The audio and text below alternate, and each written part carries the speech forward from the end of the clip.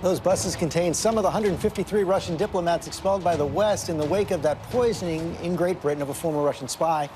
In return, Russia's expelled 142 Western diplomats from Moscow, one sign of the worst relations between Russia and the U.S. since the days of the Cold War. I want to talk about that and other foreign policy challenges facing President Trump and his team with our panel of experts. Meghan O'Sullivan, she served as Deputy National Security Advisor for George W. Bush, now an international affairs professor at Harvard's Kennedy School, author of a new book, Windfall: How the New Energy Abundance Upends Global Politics, Strengthens America's Power. Elizabeth Sherwood-Randall, she held national security roles in the Obama administration, including Deputy Secretary of Energy, now a senior fellow at Harvard Kennedy School's Belfer Center. And Susan Glasser, soon to be a staff writer for The New Yorker. And Susan, let me begin with you, because you were also Moscow bureau chief with your husband, Peter Baker, for The Washington Post during President Putin's first term. I guess, first of all, do you agree with that assessment I just made about this being the worst relations between Russia and the West since the Cold War? And do you have a sense of what Putin's endgame is here? Well, you know, first of all, new Cold War, if you look at that right now, you've never heard the term more. In the last 25 years, I think it really is a period of the highest tensions that there really have been, arguably, even since before Gorbachev. We had better relationships, and we're talking more frequently in the late 1980s than we are with Moscow today. President Putin has already become the longest-serving Russian leader since Joseph Stalin. He was just reelected to another 6-year term. Remember, President Trump famously was not supposed to congratulate him, but did for this. The question is, what is he going to do with that new 6-year mandate? He's got wars in Ukraine, in Syria. He's now got this conflict with the West, and not just Great Britain, but the United States and other Western allies over this poisoning of a former Russian spy. I think we could be in for a period of additional escalation rather than this scenario of, well, finally, Putin's going to moderate. I don't see any sign of that. Liz Sherwood-Randall, one sign we've seen of that, we saw him publicize that ICBM test this week that came in the wake of that diagram he showed just a couple of weeks ago targeting South Florida, maybe even Mar-a-Lago. It appears that we could be in for a new arms race with Russia as well. So we need to maintain our nuclear deterrent against all threats. But at the same time, as Susan has just said, we don't have an interest in escalation into a new Cold War. And so we do need to maintain channels of communication, and we need to be pursuing options that give our president alternatives to resorting to nuclear war.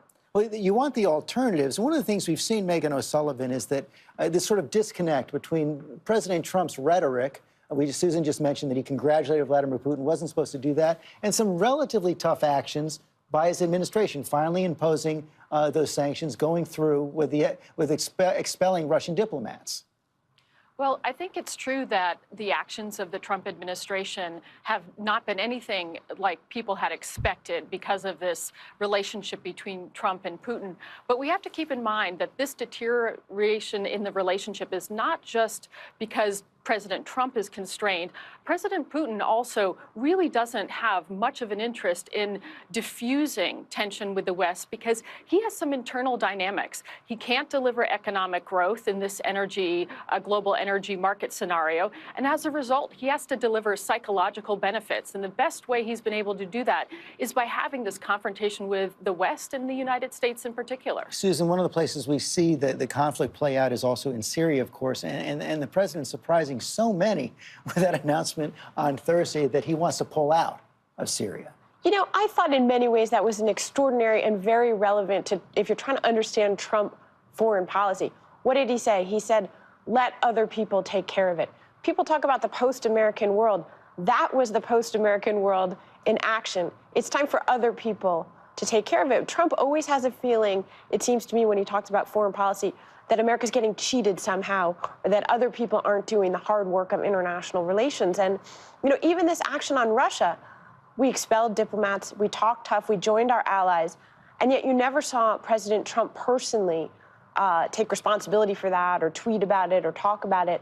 And so I feel like there's really a sense that America is very reluctantly acting to lead when it is at all. One place, Liz Sherwood, that the president may not want others to step in so aggressively is the conflict with North Korea. He seems to want that summit with Kim Jong-un for himself. Yet one of the things we saw this week is that extraordinary meeting between President Xi of China and Kim Jong-un, the first visit by Kim Jong-un outside of North Korea. And the Financial Times reported yesterday that it came after a dramatic tightening of oil exports by China. It seems like President Xi is trying to get in this game and signal that he's in charge.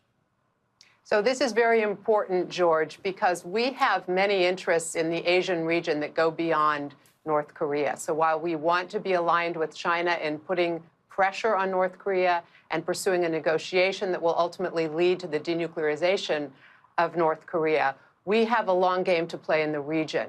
And the Chinese interests and the American interests are not always aligned there. So our goal needs to be firmly aligned with our allies in the Republic of Korea in the south to develop a negotiating strategy that gives no opportunity for us to be pushed out of the region, and no bargaining chip should be put on the table that would reduce the American troop presence, reduce our exercising with our allies there, or in any way push the United States out of the Asian region. You say that's the greatest danger, getting pushed out of the region, but I want to bring that to Meghan O'Sullivan. As we talk about this summit, my understanding that when Kim Jong-un, to the extent he may or may not talk about denuclearization, he means getting the United States out of the region. Yes, when he says denuclearization, he's talking about that only in the context of a peace treaty with the United States. And a peace treaty is more than it sounds, in the sense that a peace treaty includes, as Liz just mentioned, removal of U.S. forces, certainly from the peninsula, and potentially getting rid of the UN resolutions that have been in place since the end of the Korean War. So he is definitely talking about a diminution of American presence in Korea and, as a result, in the region as a whole. And that relates to Japan and obviously South Korea as well. So China's not the only country that's feeling a little nervous that this bilateral potential meeting could squeeze out some larger interest of regional actors that are used to dealing with North Korea, to the extent there was any diplomacy, through a multi-party framework. You said potential meeting. Liz, are you convinced the meeting's going to happen, and what are the risks? There are lots of risks in this meeting, George. First of all, as I noted, we could be in a situation in which we negotiate away something we need to preserve, and that is the American presence in the region. But I also see opportunities because we have maximum economic pressure right now in place against North Korea. The North Koreans continue to build their arsenal, and that means the time is ripe for a negotiation. And Trump's fiery rhetoric, which has the risk of escalating into a nuclear war, has created an incentive for everybody to come to the table. So we have some reason to have hope that this can lead us to a new scenario that would be preferential for United States interests. This is being prepared now by a new national security team for the president. John Bolton coming in as national security advisor, Mike Pompeo coming in as Secretary of State. We saw the first meeting this week between Bolton and Jim Mattis, this Pentagon secretary. Ambassador Bolton. Mr. Secretary, It's so good to see you. you. Thank you for Thanks inviting me for, over. oh, no. Thanks for coming, and it's good to finally meet you, since I've heard that you're absolutely the devil incarnate. I wanted to meet you. You may not have heard that there. Matt is saying, I've heard you're the devil incarnate. I wanted to meet you there. Susan Glasser, this team does have strikingly different views from those who came before. We know that John Bolton has been a hardliner on Iran, has been a hardliner on North Korea, the same with Mike Pompeo. And the question is, will they be able to follow through on this summit with North Korea, and how? Well, and on Russia as well, by the way. They all have significantly more hawkish views than the president himself. I think a lot of people look at Bolton's appointment and this summit on North Korea, and they think it increases the possibility that the summit either won't happen or will be basically a pretext, and that they'll come out and say it failed, and let's take that preemptive military action that John Bolton is on the record as advocating. However, I agree with you that President Trump really wants this summit to happen, right? He personally staked his capital on it. He'd love nothing more than to proclaim himself the deal maker who got it done, where other presidents, Bush and Obama, couldn't. You could see a scenario where he and Kim come out, they say, we've done it, we've made an agreement in principle, and then it takes years for it to emerge that this agreement was simply too hard to work out in the details. So I wouldn't rule that out. And Meghan O'Sullivan, both you and Liz have served on the National Security Council staff. One of the big questions about John Bolton coming in is, can he actually fulfill that traditional role of a national security advisor and assure that all views are brought to the table? Now, this is sometimes honored in the breach, but the national security advisor is supposed to be an honest broker. Exactly, and that's the term, honest broker, and that may be the most important part of this job.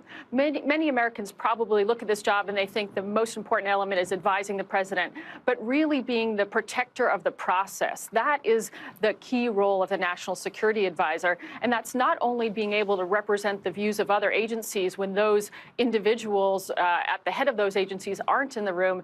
It also means making sure that all the options are considered as dispassionately as possible, that the president has all his options laid out for him. This is something that takes a very cool, collected, calm, maybe non-judgmental approach. And I think there are concerns about Bolton, not only from his policy views, but also his temperament and whether or not he'll be inclined to encourage Trump to adopt a process in general, which seems to go against Trump's instincts as we've seen them so far. I'm afraid that's all we have time for today. Thank you all for a great discussion. Hi, everyone. George Stephanopoulos here. Thanks for checking out the ABC News YouTube channel. If you'd like to get more videos, show highlights, and watch live event coverage, click on the right over here to subscribe to our channel. And don't forget to download the ABC News app for breaking news alerts. Thanks for watching.